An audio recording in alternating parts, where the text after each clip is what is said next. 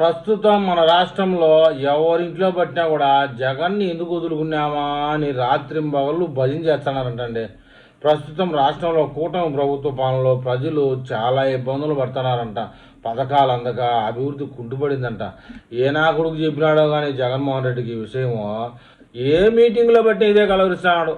రాష్ట్రంలో దారుణమైన పరిస్థితులు నెలకొన్నాయంట. ప్రజలు భయాందోళన బతుకుతున్నారంట. కూటమి ప్రభుత్వం పథకాల అమల్లో విఫలమైందట. 2 ఏళ్ళు గడిచినా అభివృద్ధి లేనే లేదంట. పథకాలు లేవంట. రాజధాని అనేది ఈ మహానుభావుడు చెప్పాలి, రాజధాని లేదని చెప్తున్నాడు. ఎన్నికల మేనిఫెస్టోలో 99% హామీలు అమలు చేసి నేరుగా ప్రజల ఖాతాల్లోకి డబ్బు పంపిన వ్యక్తిని నేను.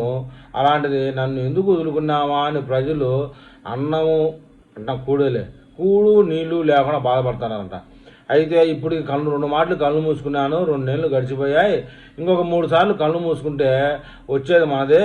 అందువల్ల ప్రజలందరూ నేను హామీ ఇస్తాను, మీకు మళ్ళీ ల్యాప్టాప్లో బటన్లు అరిగిపోయేదాకా బటన్లు నొక్కుతానే ఉంటాను అని చెప్పేది.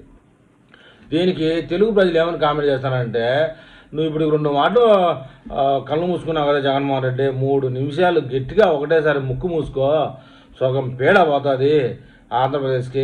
నీకు చెప్పినోడు ఎవడు ఆయన ఆంధ్రప్రదేశ్లో ప్రజలు అని చెప్పేసి 5 ఏళ్ళు అనుభవించిన నరకాన్ని మళ్ళీ మాకు గుర్తు చేయగాకు ఇట్లాంటి మాటలు చెప్పి. మేమందరం హాయిగా ఉన్నాము, నువ్వు బెంగళూరులో హాయిగానే ఉన్నావు, నీకు ఎలాంటి బాధలు లేవు మాకు తెలుసు. నువ్వు హ్యాపీగా బెంగళూరులో ఉంటే మేము ఆంధ్రప్రదేశ్లో హ్యాపీగా ఉంటాము. నువ్వు తాడేపల్లికి రానే వద్దు, వచ్చేది శవం మేడ దొరుకుతుందని ఎతుకులాడేది, ఆ తర్వాత ఫెయిల్ అయ్యేది, పోయేది, ఇంట్లో టీవీలు బదులు కొట్టుకునేది, ఇది నీ బ్రతుకు మాకు తెలుసు. నీకు చెప్పిన నా కొడుకు పేరు చెప్పు, మేమంతా బాధలో ఉన్నామని చెప్పేసి, పథకాల కోసమే ఎగరమల్లుకొని ఉన్నామని చెప్పి నీకు చెప్పిన వాడి పేరు చెప్పు అని చెప్పేసి బతుకులాడుతున్నారండి.